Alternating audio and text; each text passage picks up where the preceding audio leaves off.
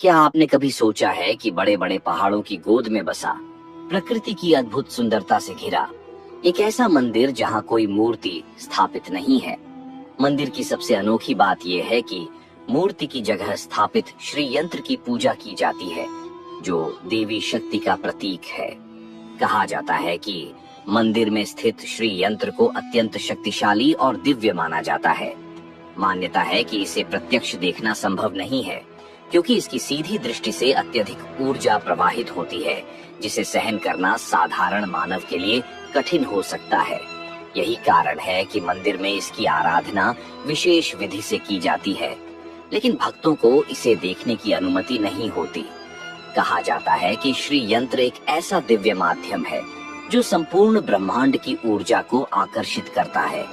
यह यंत्र देवी शक्ति का साक्षात रूप है, जिससे अत्यधिक आध्यात्मिक ऊर्जा उत्पन्न होती है।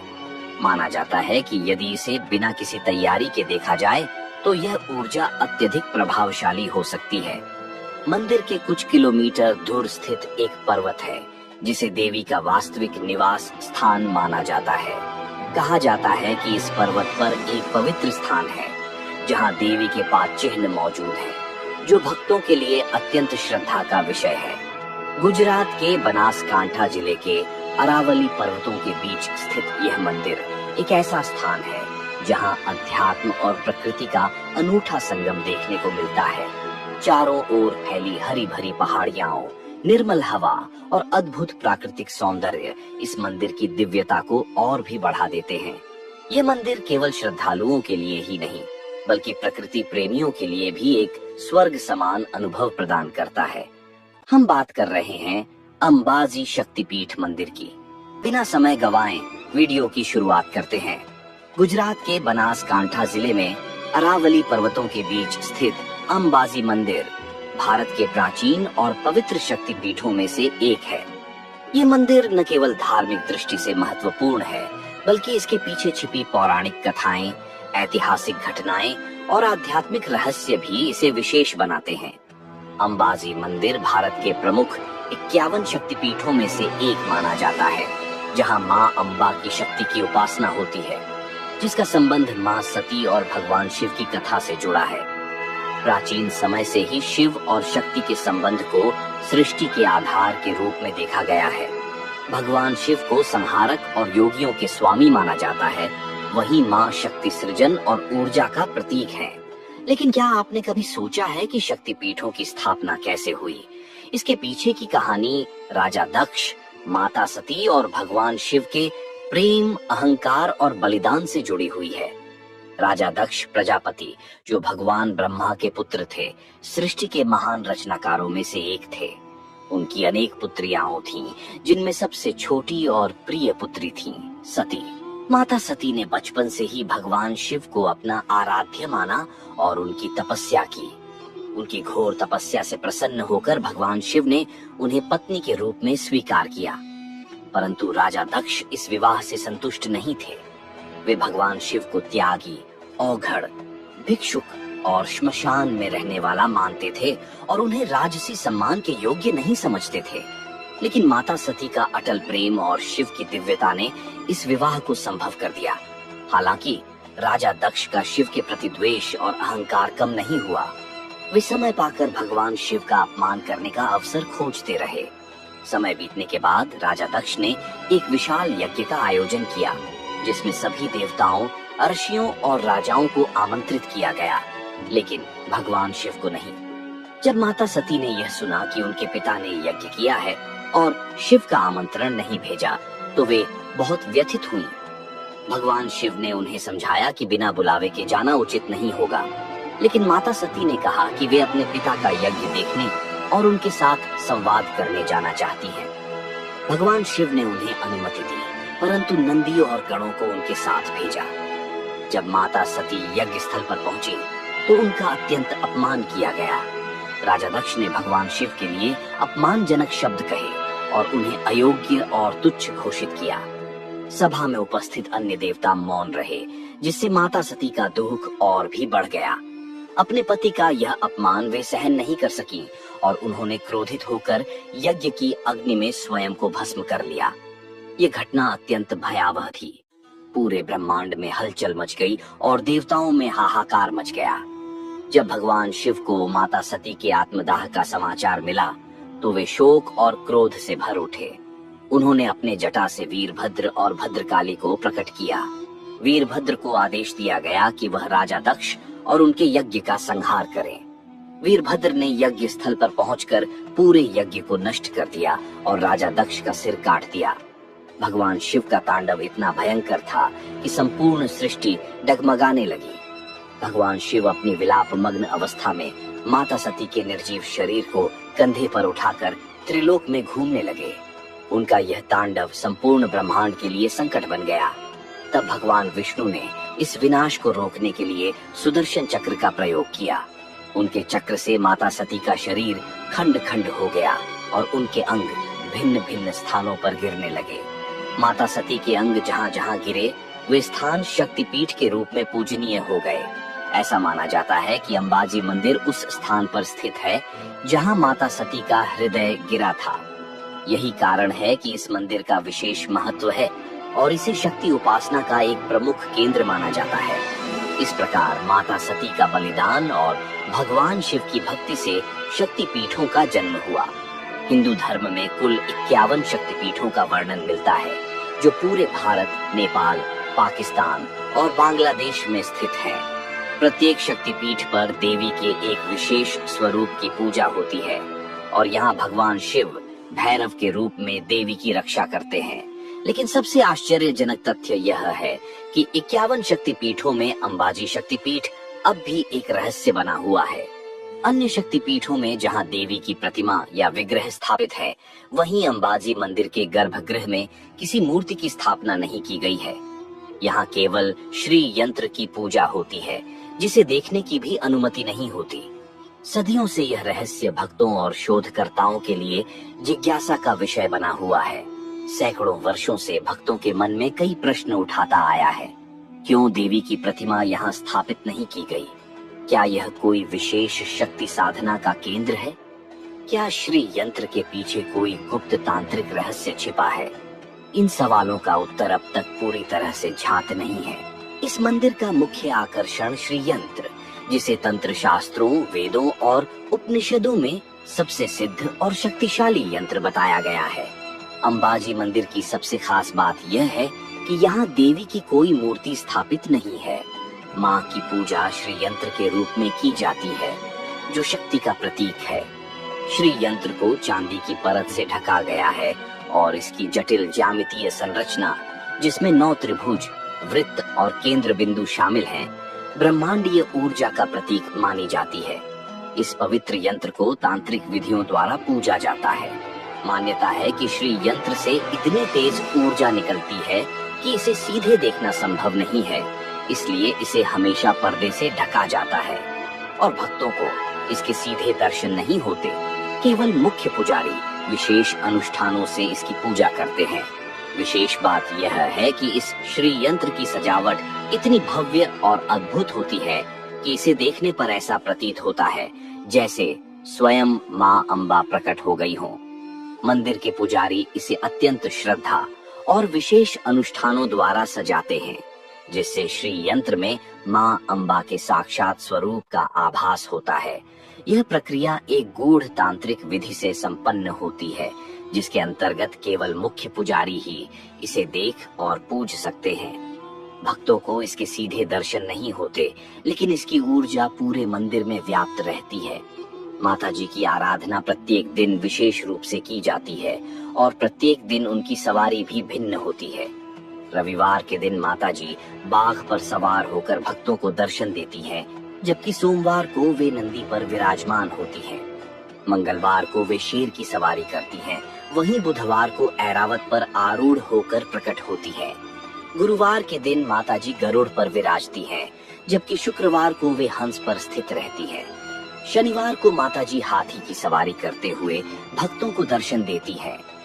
इस प्रकार सप्ताह के प्रत्येक दिन माता जी की सवारी बदलती रहती है, जो उनकी दिव्यता और विभिन्न रूपों का प्रतीक है। अंबाजी शक्तिपीठ अपनी प्राचीन और दिव्य परंपराओं के लिए प्रसिद्ध है। यहाँ की आरती विशेष रूप से अनोखी मानी जाती है, क्योंकि इसमें एक विशिष्ट परंपरा निभाई जाती है। सुबह और शाम की आरती के दौरान बीच में 1 मिनट का विराम दिया जाता है, जिसे ब्राह्म क्षण कहा जाता है। यह विराम अत्यंत महत्वपूर्ण माना जाता है, क्योंकि इस दौरान ऐसा विश्वास है कि स्वयं देवी अम्बा प्रकट होकर भक्तों को आशीर्वाद देती है। यह परंपरा अनादिकाल से चली आ रही है और आज भी श्रद्धालु इसे अपार श्रद्धा और भक्ति से निभाते हैं। इस शक्तिपीठ में माता अम्बा की आराधना 3 अलग-अलग स्वरूपों में की जाती है, जो जीवन के विभिन्न चरणों का प्रतीक है। सुबह के समय माता की पूजा बाल स्वरूप में की जाती है, जिसमें वे एक दिव्य कन्या के रूप में पूजी जाती है। ये स्वरूप मंगल, मासूमियत और नई ऊर्जा का प्रतीक है। इस समय मंदिर में विशेष संगीतमयी आरती और मंगलाचरण किया जाता है। दिन के मध्य में माता को युवा रूप में पूजा जाता है, जिसमें वे शक्ति और पराक्रम का प्रतीक मानी जाती है। यह रूप माँ दुर्गा की भांति तेजस्वी और अद्भुत माना जाता है। इस समय भक्त विशेष शक्ति पूजन और मंत्र जाप करते हैं। संध्या समय माता की आराधना वृद्ध रूप में की जाती है, जिसमें वे मातृत्व, अनुभव और ज्ञान की अधिष्ठात्री देवी के रूप में पूजी जाती है। इस समय की आरती अत्यंत भक्तिपूर्ण वातावरण में होती है, जिसमें माता को शांति और करुणा की मूर्ति के रूप में देखा जाता है। इसके अलावा मंदिर में अखंड ज्योति और अन्य धार्मिक अनुष्ठानों के माध्यम से भक्त माँ अम्बा की कृपा प्राप्त करते हैं। श्री यंत्र को साधना और आध्यात्मिक उन्नति का प्रभावी माध्यम माना जाता है, जो नकारात्मकता को दूर कर सकारात्मक ऊर्जा को आकर्षित करता है। इसकी संरचना को सैक्रेड ज्योमेट्री का उदाहरण माना जाता है, जो ब्रह्मांडीय संतुलन बनाए रखने में सहायक होती है। कई साधक और योगी श्री यंत्र के माध्यम से साधना कर मानसिक शांति और आध्यात्मिक जागृति प्राप्त करते हैं, जिससे उनके जीवन में सकारात्मक परिवर्तन आते हैं। अंबाजी मंदिर का उल्लेख कई प्राचीन हिंदू ग्रंथों में मिलता है, जिनमें स्कंद पुराण, मत्स्य पुराण और कालिका पुराण शामिल हैं। इसके अलावा कई तांत्रिक ग्रंथों में भी इस मंदिर को एक शक्तिशाली ऊर्जा स्थल के रूप में वर्णित किया गया है। विशेष रूप से तंत्र चूड़ामणि और पुराणों में इस विषय का विस्तार पूर्वक उल्लेख मिलता है, जो इसकी प्राचीनता और महत्व को दर्शाते हैं। साथ ही कई पौराणिक कथाओं में भी इसे अनुभव करने या देखने के संदर्भ मिलते हैं। देवताओं, ऋषियों और दैत्यों से जुड़ी कथाओं में इसका उल्लेख होता आया है, जो यह सिद्ध करता है कि इस विषय की जड़ें अत्यंत गहरी और ऐतिहासिक हैं। ऐसा माना जाता है कि यह मंदिर वैदिक काल से अस्तित्व में है और समय समय पर कई राजाओं और भक्तों ने इसका पुनर्निर्माण एवं विस्तार किया। अंबाजी मंदिर न केवल एक प्राचीन शक्तिपीठ है, बल्कि इससे जुड़ी कई पौराणिक कथाएं भी हैं। उनमें से एक कथा महाभारत काल से जुड़ी हुई है, जब पांडव अपने अज्ञातवास के दौरान इस पवित्र स्थल पर आए थे और माता अम्बा की आराधना की थी। महाभारत के अनुसार जब कौरवों ने छल से पांडवों को जुए में हराया, तो उन्हें 12 वर्षों के वनवास और 1 वर्ष के अज्ञातवास की शर्त माननी पड़ी।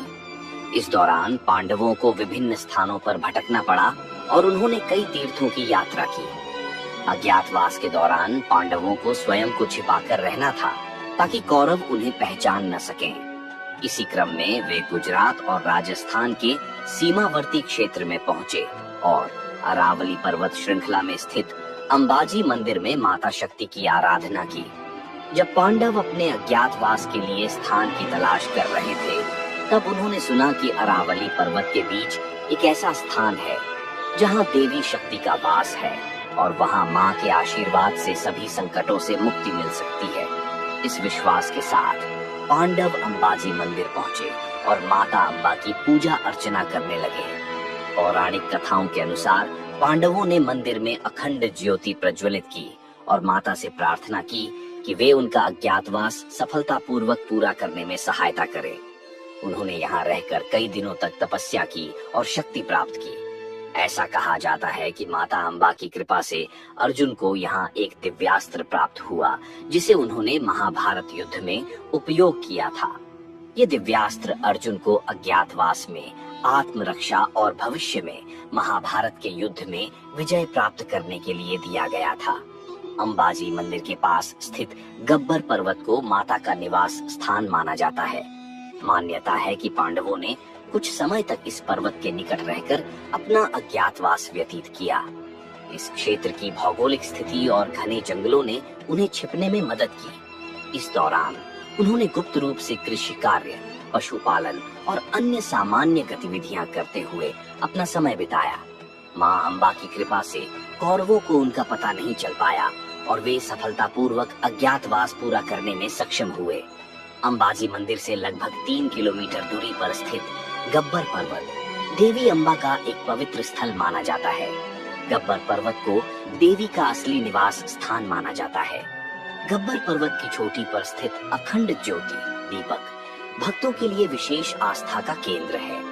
यह ज्योति अनादिकाल से जलती आ रही है और इसे माता का दिव्य प्रकाश माना जाता है। भक्तजन दूर दूर से इस ज्योति के दर्शन करने आते हैं और इसे अपनी श्रद्धा से नमन करते हैं। गब्बर पर्वत तक पहुंचने के लिए श्रद्धालुओं को 999 सीढ़ियां चढ़नी पड़ती हैं। इस यात्रा के दौरान भक्त भजन कीर्तन करते हुए देवी अंबा का जय घोष करते हैं। पर्वत की ऊंचाई से पूरे क्षेत्र का सुंदर दृश्य भी दिखाई देता है, जो इस यात्रा को और भी दिव्य बना देता है। गब्बर पर्वत केवल एक धार्मिक स्थल नहीं, बल्कि श्रद्धा और आस्था का प्रतीक है। यहाँ की अखंड ज्योति, 999 सीढ़ियों की यात्रा और देवी का पवित्र निवास इसे शक्ति उपासकों के लिए एक अनमोल तीर्थ स्थल बनाते हैं। यदि आप देवी अंबा की कृपा प्राप्त करना चाहते हैं तो एक बार गब्बर पर्वत की यात्रा अवश्य करें। आज भी अंबाजी मंदिर में कई श्रद्धालु यह मानकर पूजा करते हैं कि यदि कोई सच्चे मन से माता अंबा की उपासना करे तो उसे हर विपत्ति से मुक्ति मिलती है, जैसे माता ने पांडवों की रक्षा की थी। गब्बर पर्वत पर स्थित एक प्राचीन चिन्ह को अर्जुन की तपस्या का स्थान माना जाता है। हर वर्ष लाखों श्रद्धालु इस पर्वत पर चढ़ाई करते हैं और माता अंबा के आशीर्वाद की कामना करते हैं। अंबाजी मंदिर केवल एक शक्तिपीठ नहीं है, बल्कि यह महाभारत काल से जुड़ी महत्वपूर्ण घटनाओं का भी साक्षी है। पांडवों की यहाँ की गई पूजा और अर्जुन को प्राप्त दिव्यास्त्र की कथा इसे और अधिक पवित्र और श्रद्धेय बनाती है। यही कारण है कि यह स्थान भक्तों के लिए अत्यंत आस्था और विश्वास का केंद्र बना हुआ है। पौराणिक मान्यताओं के अनुसार हिंदू धर्म में बच्चों का पहला मुंडन संस्कार अत्यंत महत्वपूर्ण माना जाता है। यह अनुष्ठान किसी पवित्र स्थान पर किया जाता है ताकि बालक का जीवन सुखमय, शुभ और सफल हो। ऐसी ही एक ऐतिहासिक घटना भगवान श्री कृष्ण से जुड़ी है। जब श्री कृष्ण का जन्म हुआ तब कंस के अत्याचारों के कारण उनके माता पिता देवकी और वासुदेव को भय था कि कंस उन्हें मारने का प्रयास करेगा।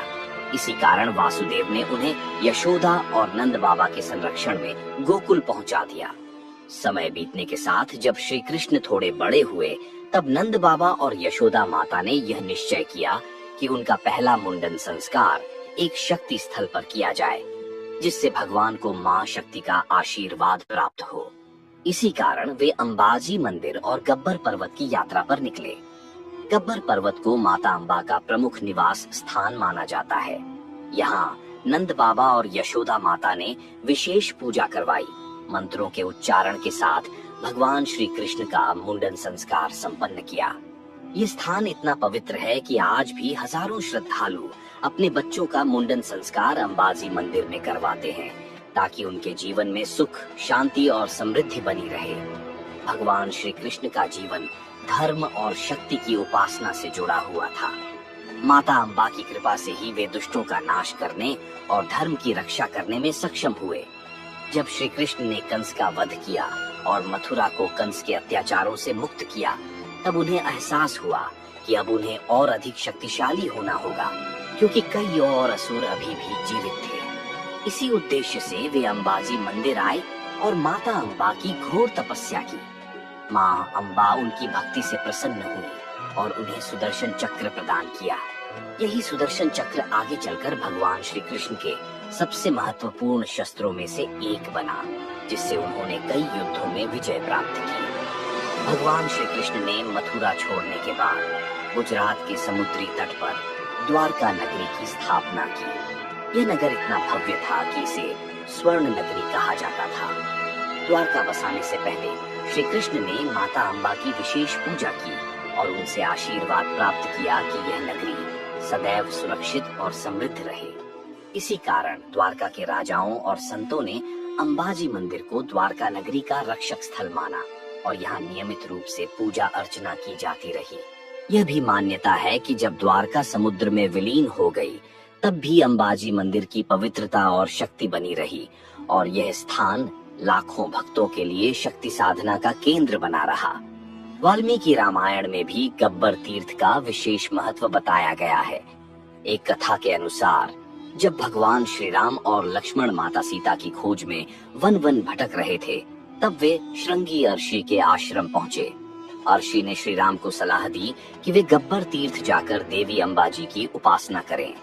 श्री राम और लक्ष्मण गब्बर पर्वत की ओर प्रस्थान कर माता अंबाजी के पवित्र स्थल पर पहुँचे। वहाँ उन्होंने घोर तपस्या की और भक्ति भाव से माता की आराधना की। श्री राम की सच्ची भक्ति से प्रसन्न होकर माता अंबाजी ने उन्हें आशीर्वाद दिया और एक दिव्य तीर प्रदान किया, जिसे अजय बाण कहा जाता है। यह तीर इतना चमत्कारी था कि इससे छोड़ा गया बाण अपने लक्ष्य को भेद कर ही लौटता था। इसी दिव्य तीर के बल पर श्री राम ने लंका युद्ध में रावण का संहार किया। माता अंबाजी की कृपा से ही श्री राम को विजय प्राप्त हुई और अधर्म का नाश हुआ। यही कारण है कि गब्बर तीर्थ को एक पावन शक्ति पीठ माना जाता है और यह आज भी श्रद्धालुओं के लिए एक महत्वपूर्ण तीर्थ स्थल बना हुआ है।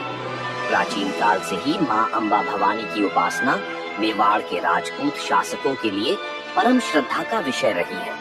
मेवाड़ के सभी राजपूत राजा माता की भक्ति करने और आशीर्वाद प्राप्त करने के लिए नियमित रूप से उनके मंदिर में आते थे। इन्हीं महान राजाओं में वीर योद्धा महाराणा प्रताप का नाम भी शामिल है।